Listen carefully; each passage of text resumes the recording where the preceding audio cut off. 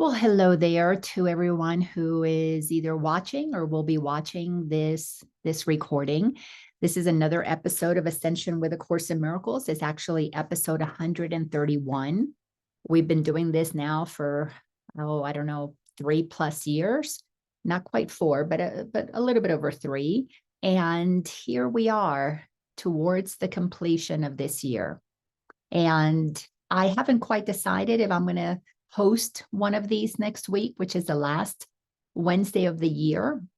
It'll be the 27th. Today is December the 20th.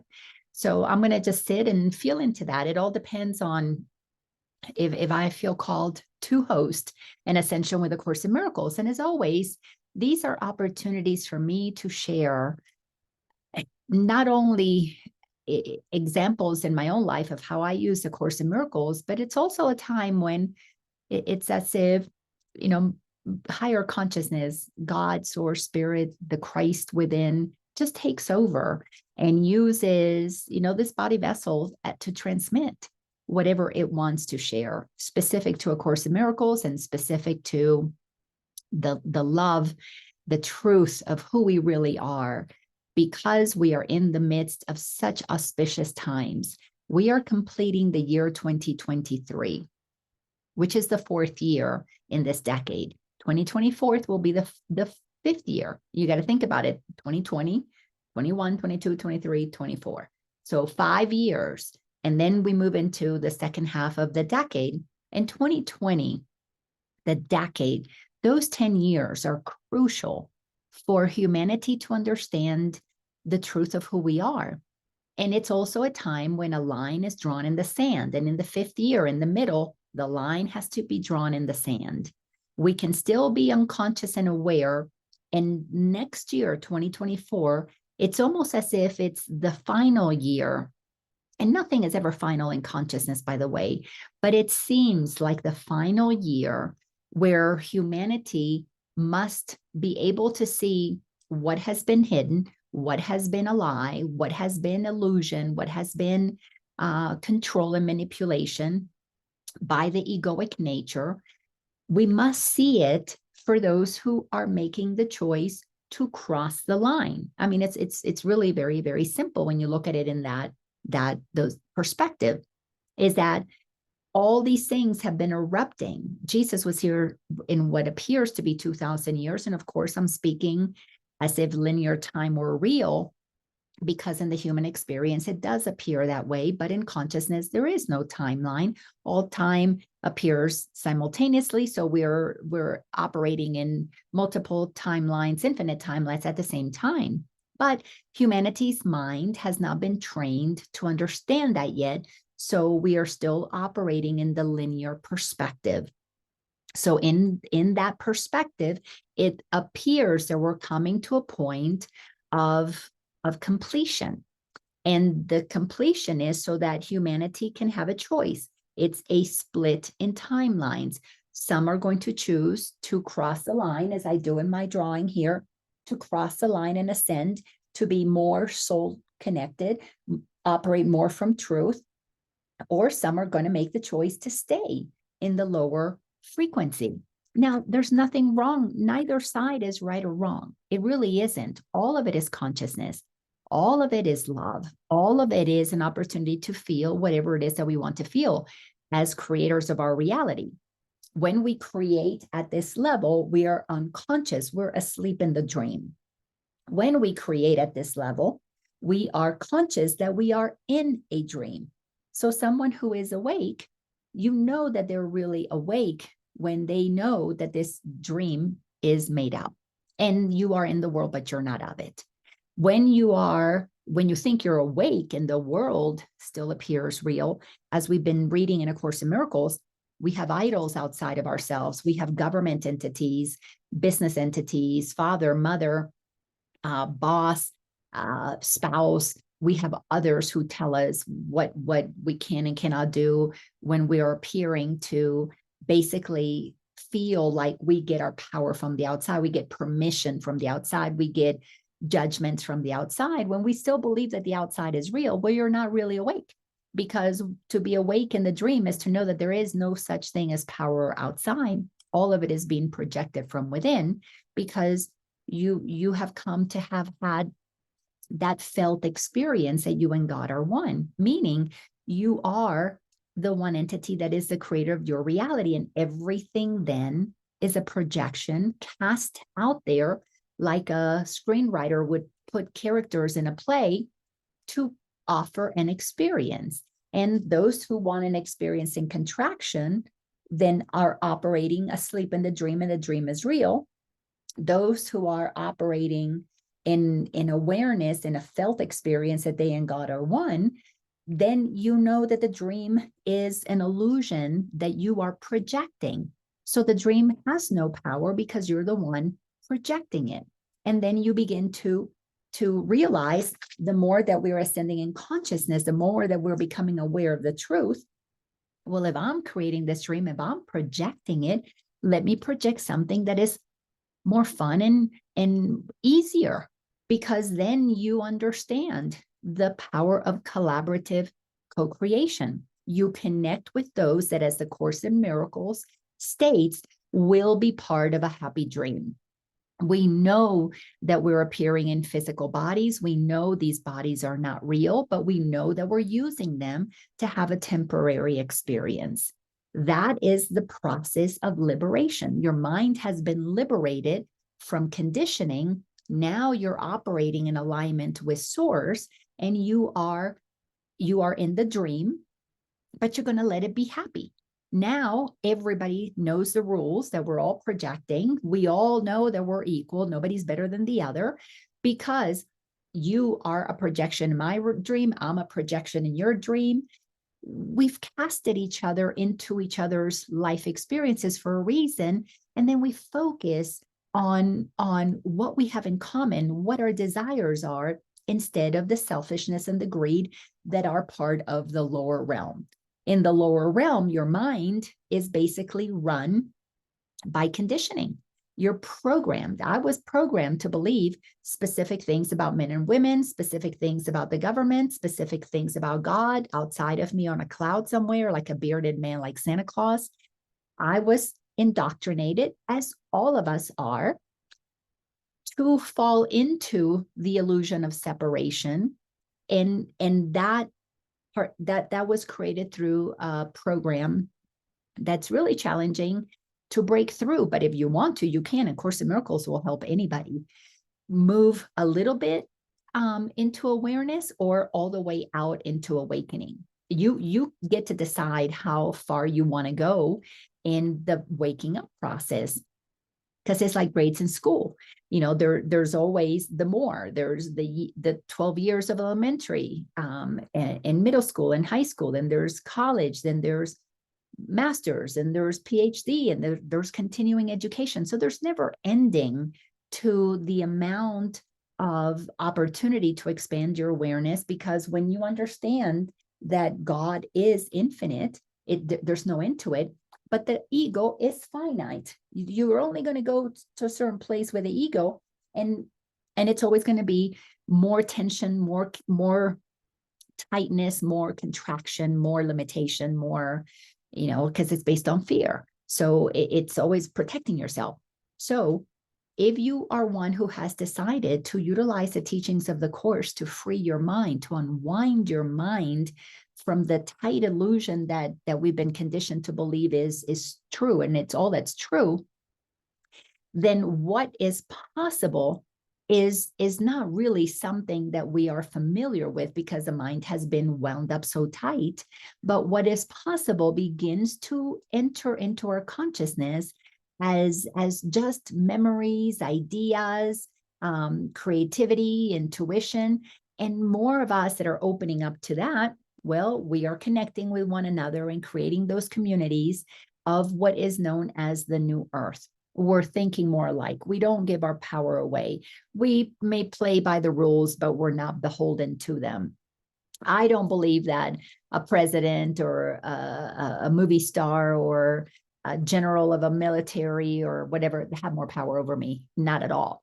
But to get to that, I had to do a lot of unwinding of the mind. I had to question my beliefs. I had to go through a lot of experiences where my ego got irritated, and those irritations became invitations that allowed me to question my ego's motivation. And the ego is always motivated into selfishness and greed when we're operating in the lower dimensions. And when I say lower, it's really tightness, condension. It's a density. You're believing that everything is real, and then it becomes heavy. When you're moving to a higher density, higher frequency, not higher density, lighter density, and you're letting go of limitations, you're expanding. You are becoming enlightened because you're moving into the light, because you're lightening up. You're releasing cords, you're letting go of attachments. So you're traveling through this, what appears to be this incarnation, without a whole lot of baggage, without needing to attach yourself to. You're freer, in essence. That's what this becomes. It's a journey of freedom. And as we studied in the last section, we are now inside of chapter 30 of A Course in Miracles. And if you're new to this, we study A Course in Miracles. And in the text has 31 chapters. And right now we are in chapter 30. And we've been in it for quite a while, because it's, if you're really studying A Course in Miracles in depth, you can't go fast. Just a sentence alone can have you sit and ponder your reality.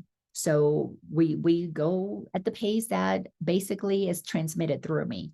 So in chapter 30, titled The New Beginning, this is why we need to understand the line in the sand, because the new beginning is this entire decade is helping to prepare humanity for the new beginning, for those who are moving to something new. Those who want to continue repeating, well, they're going to just go back, or they're just going to continue doing the same old thing. So we are in section now, number 5, and the title of it is The Only Purpose.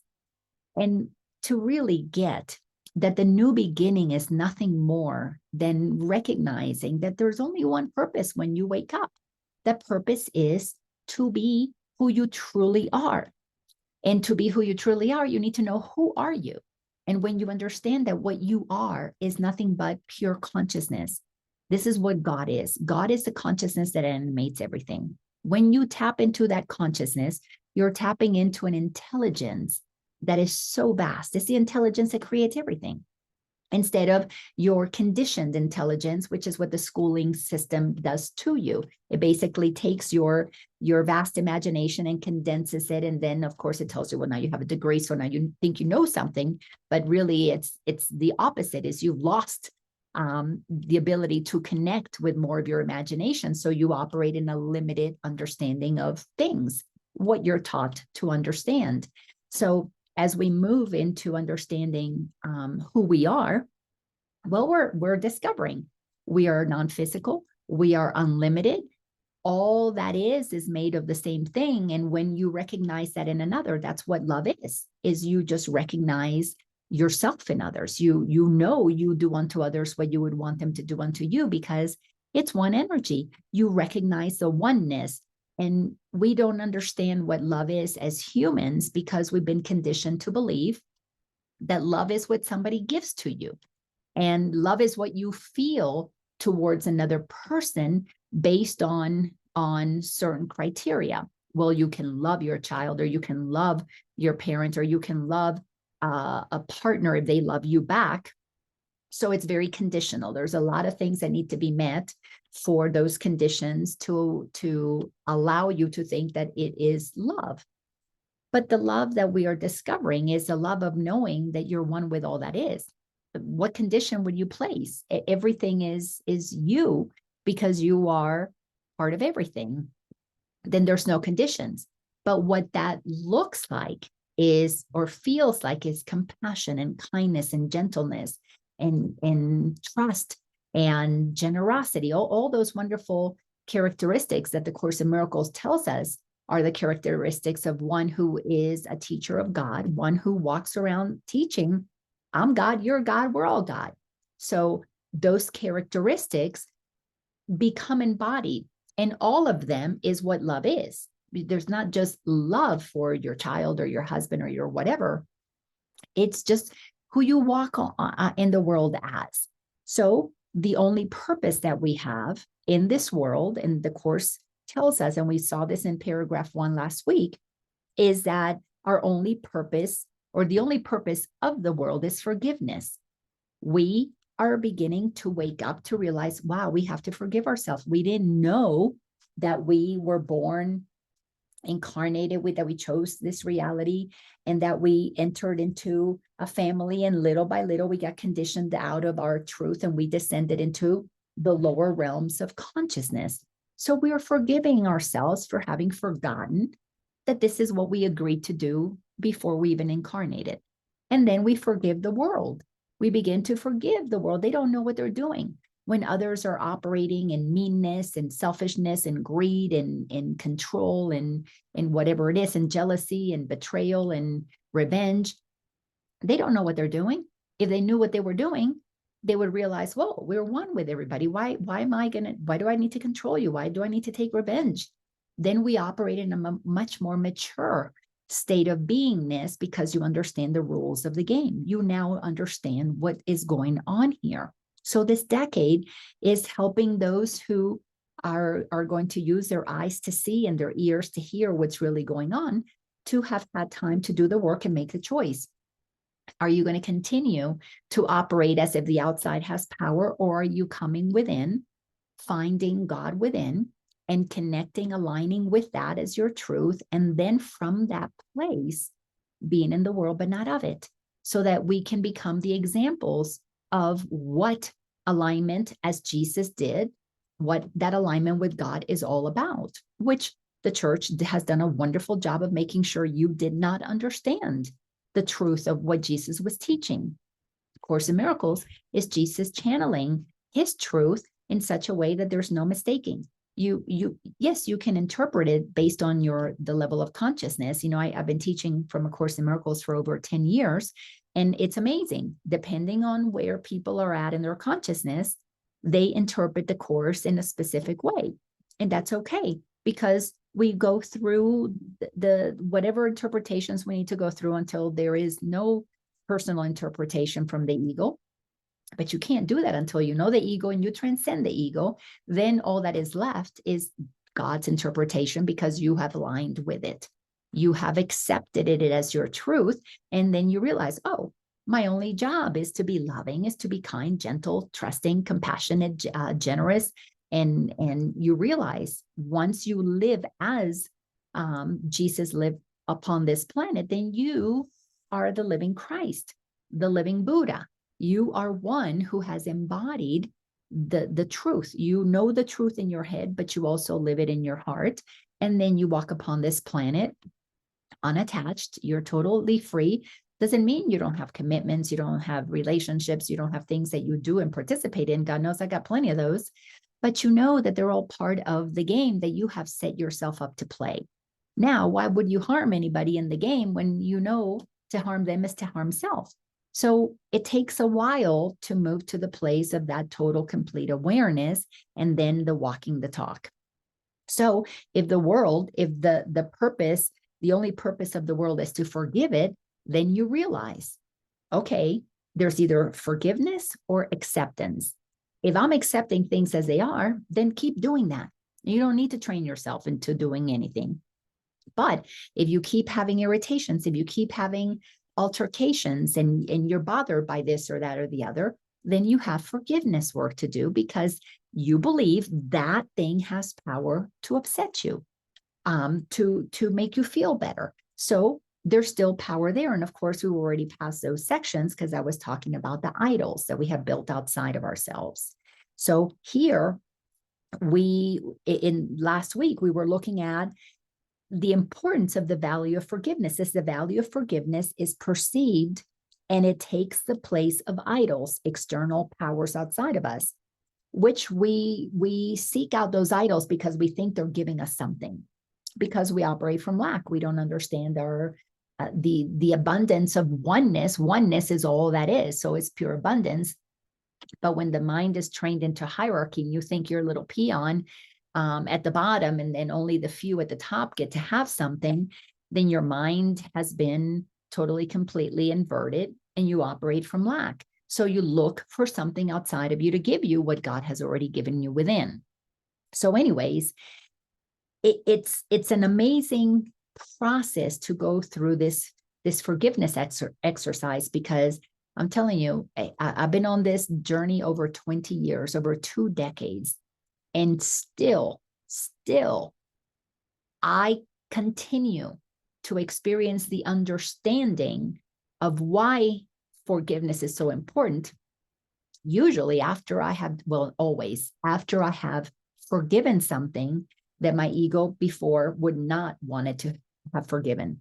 In other words, if something upsets me, if something bothers me, someone bothers me, it used to, I'm not going to forgive them. Look at what they did. My ego would let me know, well, I was right and they were wrong.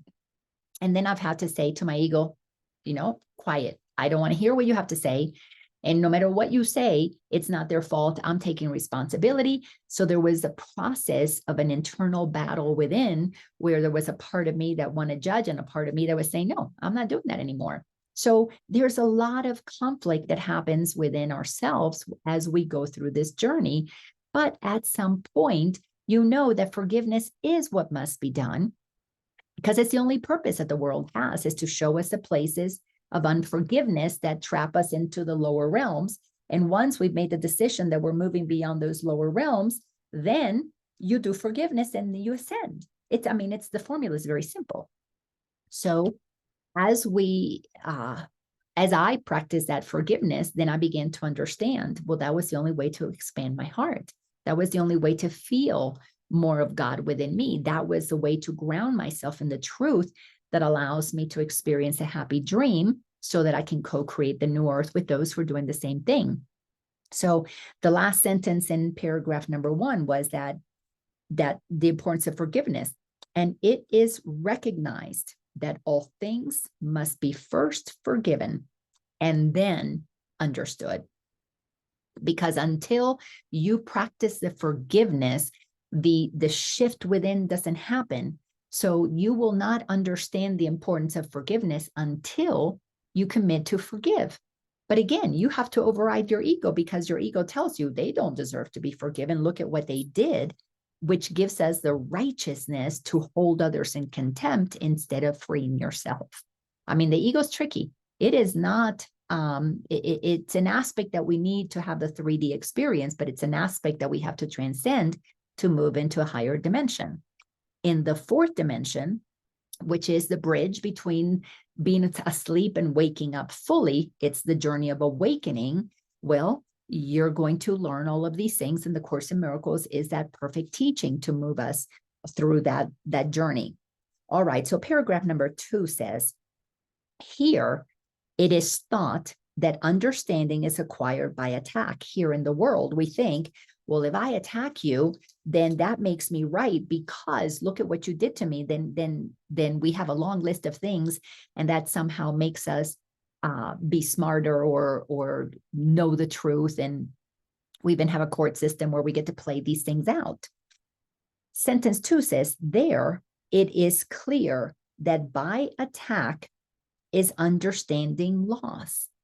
So when we are in the world, we think that by attacking, and I've got I've got my defense attorney or the prosecutor or whatever, both sides have their information, they're going to be attacking the other. Now we're going to understand what really happened. Well, it's through going through that process that you actually forget what actually happened. And all that happened is that you're believing that the outside world has power over you, that you came in, incarnated, descended into a dream of illusions and separation. So because you are God expressing itself in infinite ways, so you lose the understanding that there's nothing to defend, because in your defenselessness, your safety lies, as the Course teaches. But you cannot understand that there's no need to attack until your mind is trained out of attack, because through attack, we think we're defending our position and we're proving to the world how right we are and how wrong the world has been. So there is a total, complete correction of the mind that has to happen. I got to retrain our mind to think in the total opposite ways of how the ego has been trained to think. So the folly of pursuing guilt as goal is fully recognized. That's why you don't want to go around saying you're guilty of what you did, or I'm guilty. I should be terrible. I'm a terrible person. I shouldn't have put myself in that position. That never would have happened to me. And we go into victim mode, or we become bullies by attacking others and saying you're guilty. Whether we say you're guilty or I'm guilty is part of what the ego uses to keep us in ignorance. So as you begin to realize, oh, I'm going to start forgiving things, you begin to realize what an insanity we've been participating on through this game of attacking and guilting and blaming and shaming.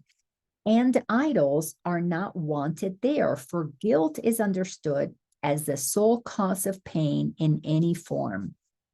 Course in Miracles teaches us that we have to understand, number one, we are one with all that is. There's no separation. That's very important, because that's what love is the awareness that we're all connected, that we're all one.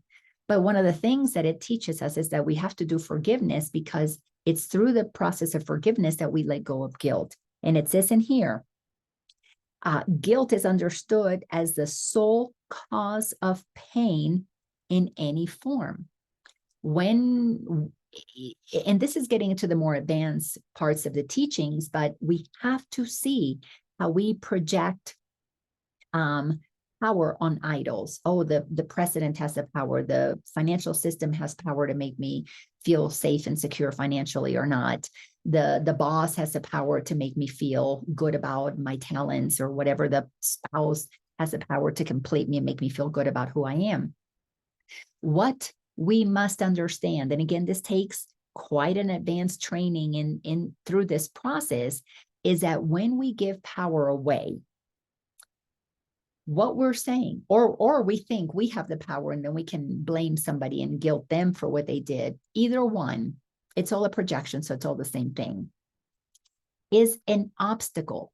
It is blocking us from the awareness that we have all made a decision to have this incarnation.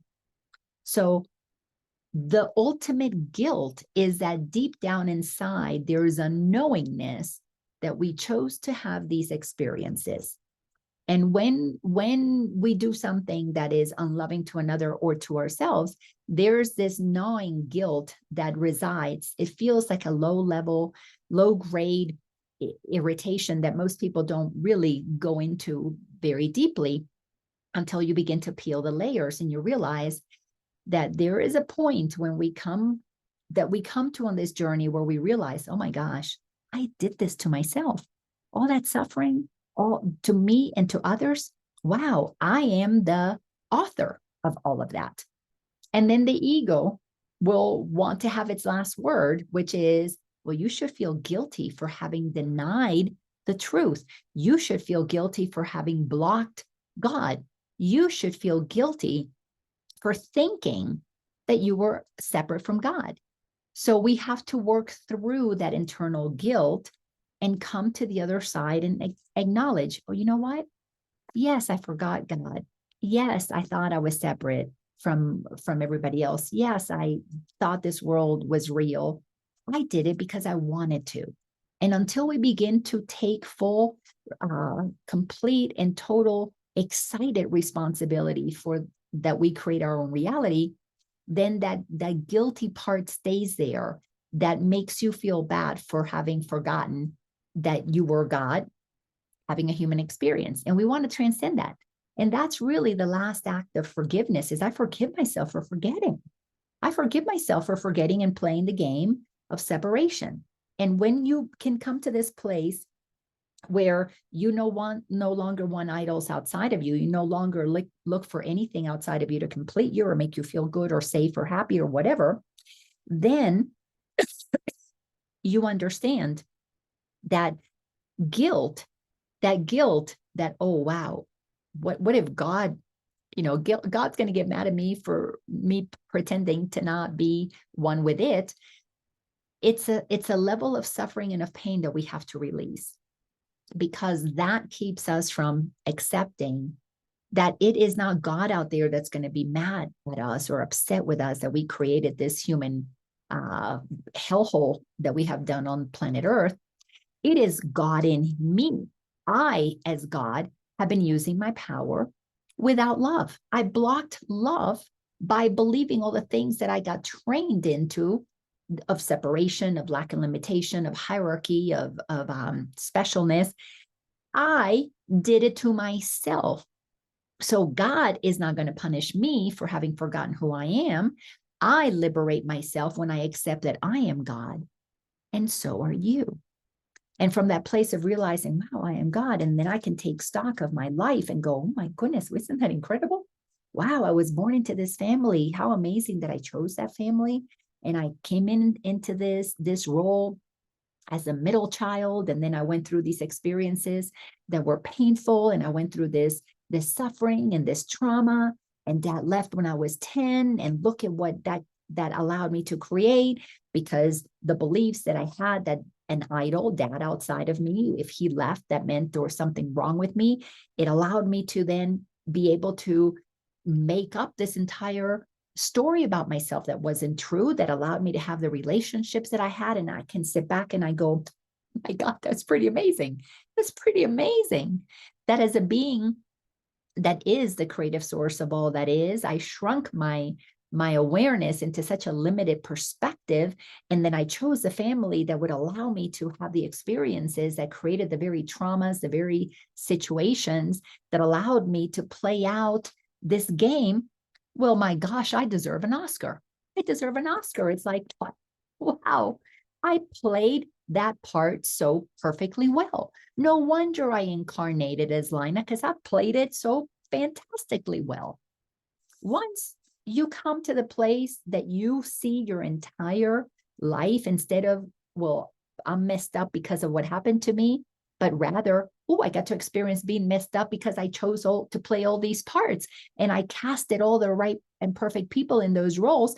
My goodness, isn't that cool? Well, once you can accept that you've done that fully, then you begin to realize, well, if I'm the one creating my reality and I like joy and fun and ease and sharing and generosity, that's way more fun. Then you don't continue to block God.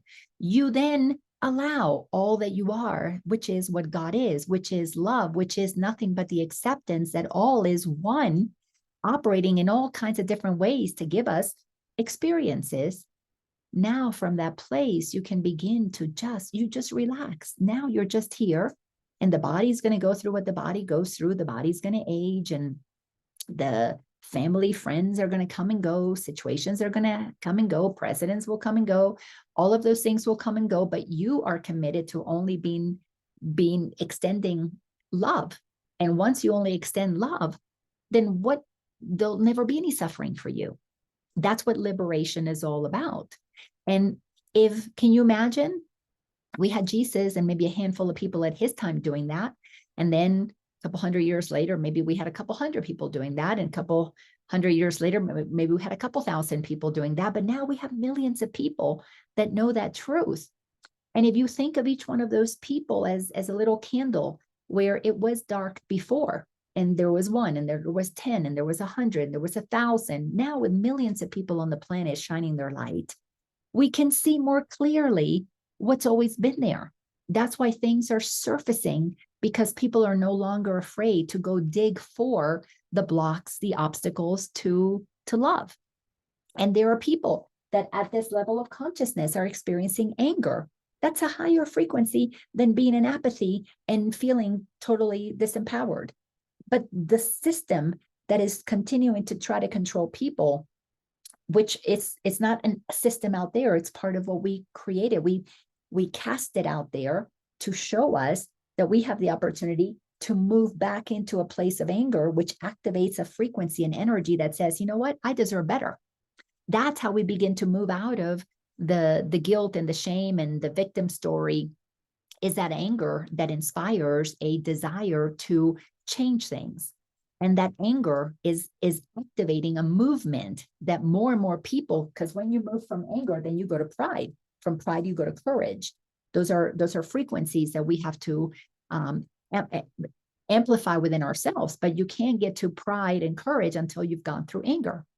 Because anger says, wait a second, I deserve better. And pride can keep us stuck in, well, I deserve better, but not you. But what's awakening is the awareness that we are all one, that moves us into courage that says, you know what, I'm going to be a voice for all of us. I'm going to speak the truth for all of us. I'm not going to allow anybody to get hurt. These are the people that are standing up against to the government, because they're speaking for the collective. Now, this is just such a beautiful process that is taking place. So let me keep going here. And I don't think we're going to finish this paragraph because it's a pretty long one. But let me continue to put these pieces together. So no one is tempted by its vain appeal, for suffering and death has been perceived as things not wanted and not strived for. When you no longer strive for the things of limitation, just working your ass off to pay bills and to have a little bit of something, because you have thought so little of yourself that you only want a tiny little bit. When you're no longer in survival mode, and this is what Maslow taught about the hierarchy of needs, when you're no longer in that survival mode, you can begin to move out of these realms to eventually get to the place that you are in touch with the fears that you have. And when you begin to see a world that is wanting more and more control by a few, and you begin to fear for your children, your grandchildren, for yourself, then that fear begins to tell you, well, what else would I prefer instead of this? That leads to desire of something better. Then makes you go, wait a second, why haven't I had that? That's when anger kicks in. Why do I not have the better stuff? Why do I only have the little that I've been so worried about and I've been so focused on protecting and taking care of, that I wasn't paying attention to what was happening, that was causing me to not have this happy dream that I'm entitled to? So things begin to wake up and get activated, but we have to go through those emotional levels. They happen in a very specific order. And it's not a one and done. It's that we go through that in all areas of our lives. So maybe in your financial area, you've already gone through those stages and you got to a place of anger and you got to a place of pride and a place of courage and you started a business. Then maybe in your relationship, you went through those stages, but we've got to do it as a collective life. We have to be consistent in all parts of our lives. We can't just be courageous when it comes to our business and be scared when it comes to our family or our health or our well-being. It's got to be consistent all throughout. So depending on where you are in your journey, the course is going to meet you right there, because it's going to keep telling you the same thing over and over and over again. But this is such an important thing to understand, is that once you see the game, once you understand that idols are projections outside of you, once you decide, I don't want to play that game anymore, then everything is a character in your play. They're not there without your invitation. Then you are no longer tempted by these vain ideas that cause suffering, because you're no longer giving your power away. And this is sentence number 6. And we're going to stop with sentence number 6 because this is so powerful and so amazing that it gives us pretty much a complete thought, a complete transmission here, complete, beautiful conversation. So sentence number 6, the possibility of freedom has been grasped and welcomed, and the means by which it can be gained can now be understood. So when you begin to grasp the possibility of freedom, you begin to feel a peace within your heart. You begin to realize, oh my gosh, I'm not chasing stuff anymore. I'm not living my life for approval. I'm not living my life to become, the one Times female of the year or whatever. I'm not looking to become a New York Times bestseller. None of those things matter, because what others think of me, and it's none of my business. I don't care. I am living my life from the inside out, because I know that I am an expression of God, as is everybody else. And that's key. all are just as powerful. You no longer see anybody as less or more than anybody else. And in that level of equality, all men are created equal.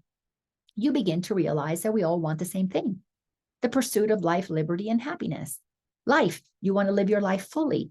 Liberty, you want to be free to do what you want to do. That's why you don't want to play a game with people who think that they are in a hierarchy and know better than you. You want to play with people who treat others equally, who know that we all have different talents, and different people may have different positions in the government or in the schooling system or in the medical system, because they've got different wisdom to share, but not because any one is better than the other, but because all are different pieces of a puzzle. And you realize that in working together as a collaborative team, we need to start communication, collaboration, cooperation. That becomes the new earth. But to get to that place, you can't come in there as a guilty victim or as a bully.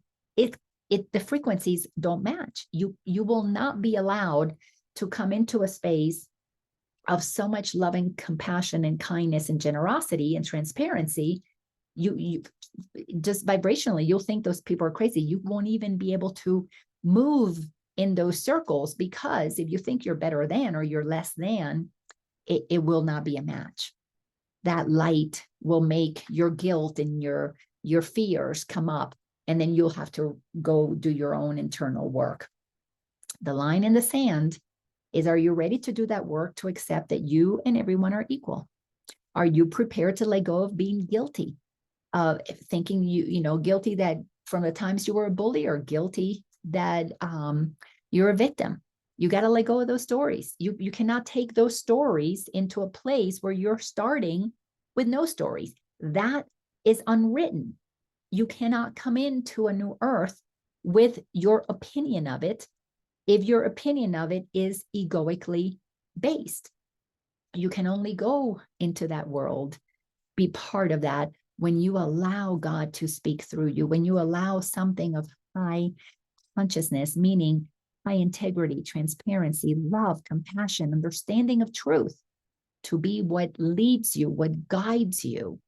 These are amazing times. And I'm so grateful to anybody and everybody that ever listens to these transmissions. And whether, it's 1 or 100 or 1,000, it doesn't really matter.